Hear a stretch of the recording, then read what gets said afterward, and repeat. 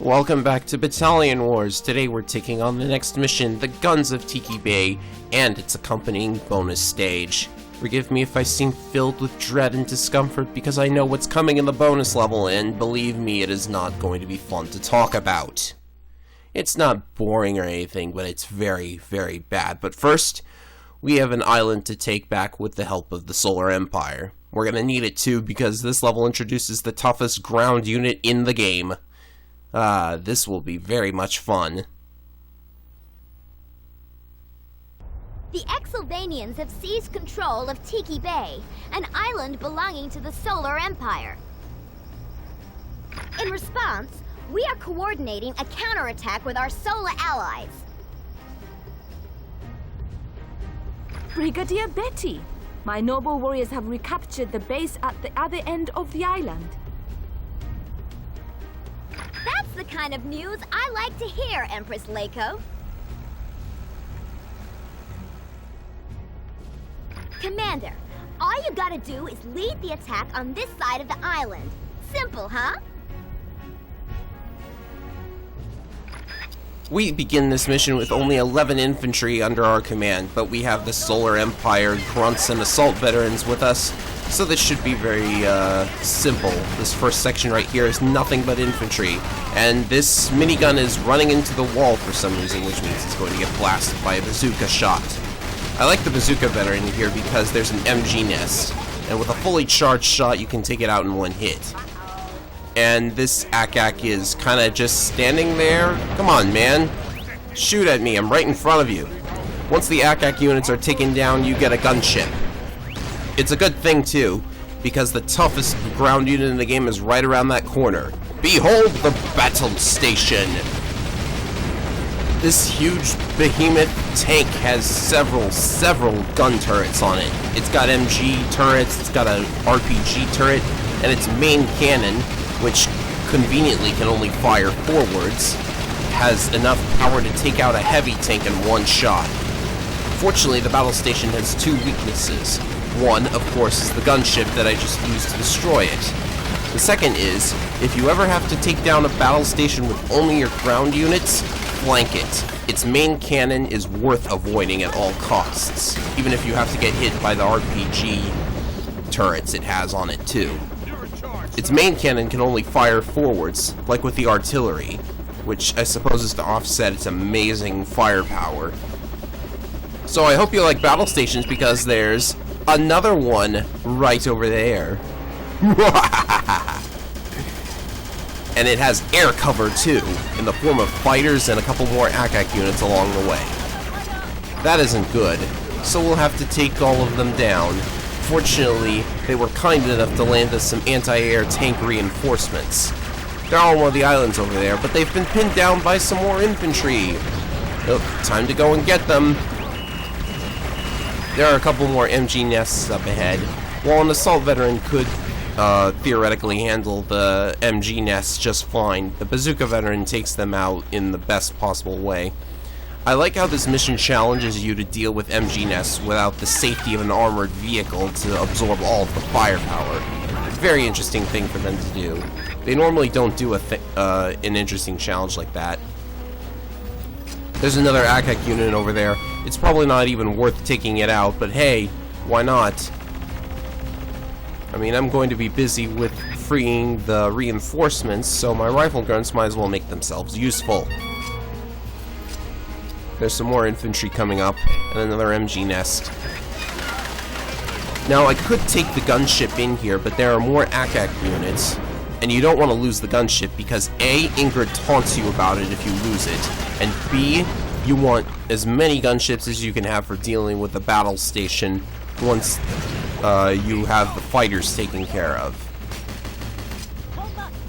Or you could be a total boss about it and just try to take out the battle station with only your ground troops. This isn't impossible. It's very easy to do if you have either a missile veteran or a bazooka veteran. Anyway, here's the anti-air units and a couple of extra bazookas for some reason. They're actually starting to shoot down the fighters of their own accord, which is very nice. We're going to want to clear out a couple enemies here so that they have a safe shot at the fighters. Hey, look, another MG nest. They must have had a long time to set them up. Come to think of it, if there are MG nests by this Solar Empire fortress, why hasn't the Solar Empire... never mind, I'm thinking too much again. Alright, it's time to shoot down those fighters. And it better be now, because the battle station's getting close.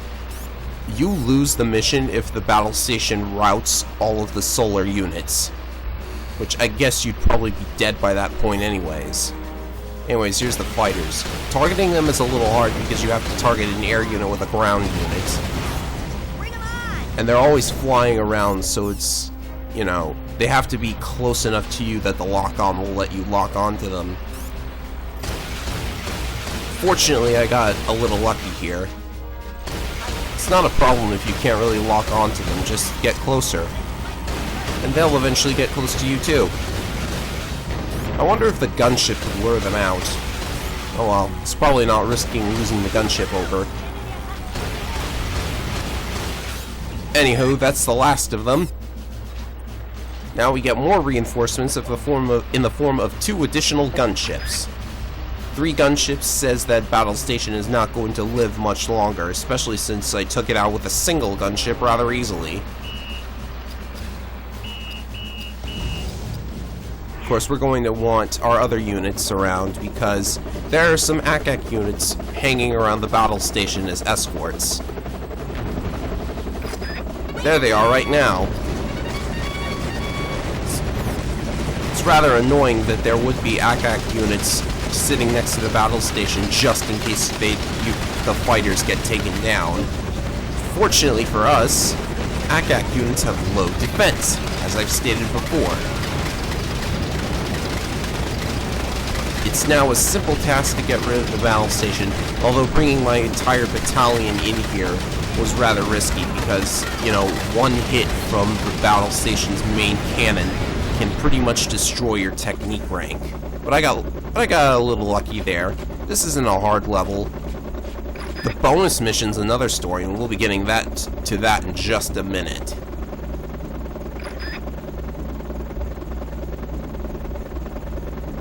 Yeah, dedicated shrine to Brigadier Betty. Whatever you want, Empress.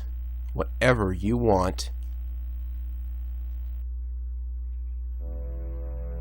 What is our interest in the Coral Atolls, Herr Kaiser? The Solar Empire is a minor military power.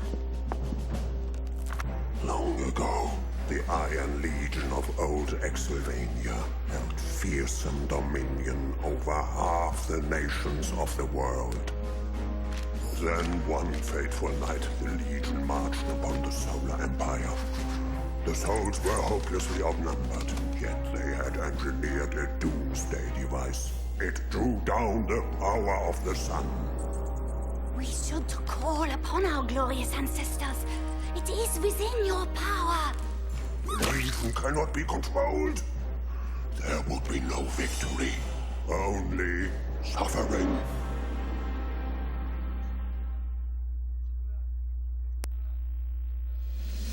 Zombies in my battalion wars? Whatever. I got an S rank, and this is actually a brand new record. I suppose it would have been perfect if I hadn't missed a couple of units somewhere. They were probably off to the side where that one ACAC unit was. I have no idea why it's there. It's not even a threat. On to the bonus mission. Being able to play as the Solar Empire really doesn't do much to make up for how badly designed this mission is. It's actually pretty hilarious. And it probably has to do with the fact that they never modeled all of the units for the Solar Empire. They thought, we can't model another unit for the Solar Empire, so we just have to give them what we've got. Really.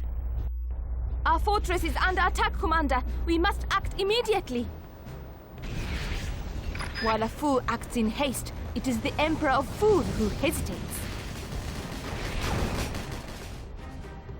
Your primary objective is to eliminate the Exolvanian invaders before they can seize control of Tiki Bay.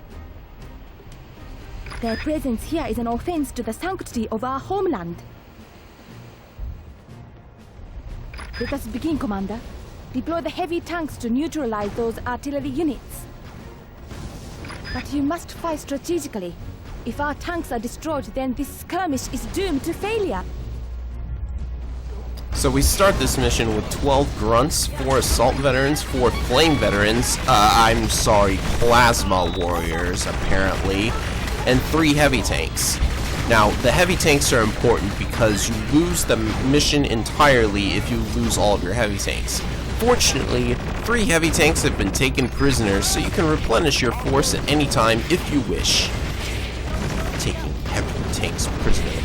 Okay, so the first objective is to destroy these 2 artillery before they destroy the fortress. Yes, apparently the fortress itself is destructible, but hey, we were going to destroy those things anyways, right?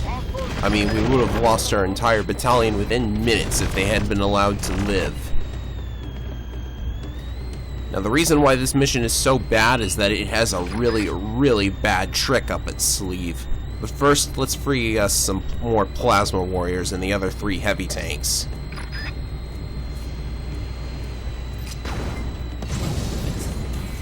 Apparently, the rocket units behind the plasma veterans didn't notice us. So let's go ahead and get rid of them. Hey, what's that noise? Why, is that a bomber? In a mission where we don't have anti-air ordnance at all? Why, yes! I believe it is.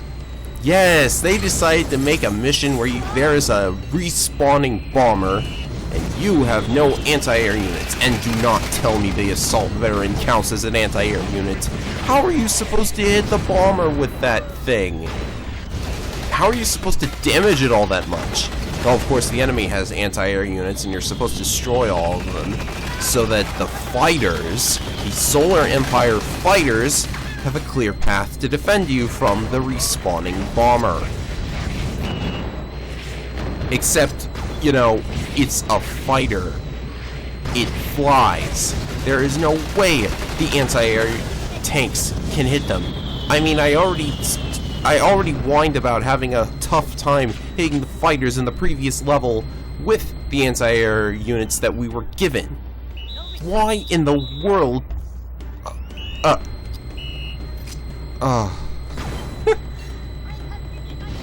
So yes, aside from the respawning bomber, this is really just playing the previous level in reverse and destroying all of the heavy tanks and anti-airs.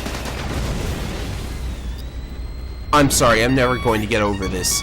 The fact that it's a bomber means that it's not going to have as much accuracy against you as, say, a gunship would, but still, you have... the only way I have figured out to avoid getting blasted by the bomber too much is to just be as mobile as possible. Finish the map as quickly as you can so that the bomber doesn't have enough time to destroy you. And even then, that doesn't work very much. I thought about splitting up my forces, but leaving my units anywhere where they could be bombed to death was not an option. And standing still to avoid bomber fire isn't exactly a good idea.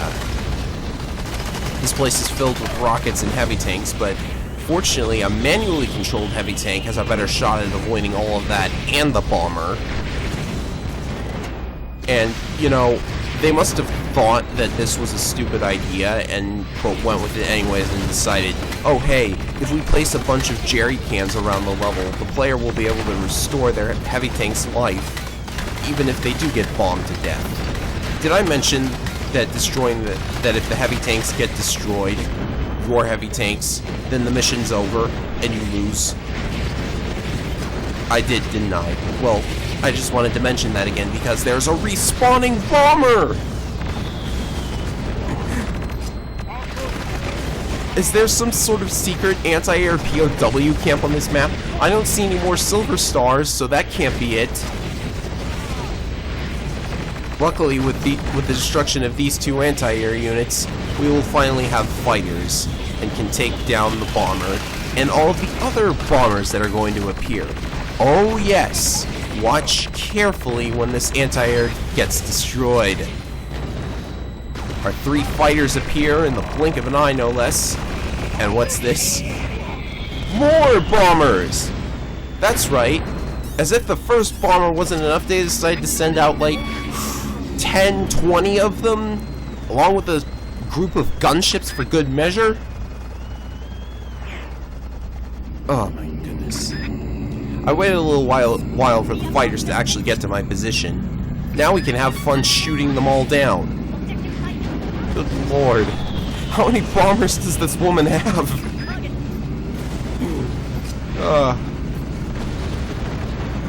Now we just have to rout all of the air units and the victory is ours. Luckily for us, Solar Empire fighters appear to be much better than the Frontier fighters. I'm not really sure why. I mean, they look cool. I mean, the only good thing about this map is being able to play as Solar Empire fighters, and they look freaking awesome.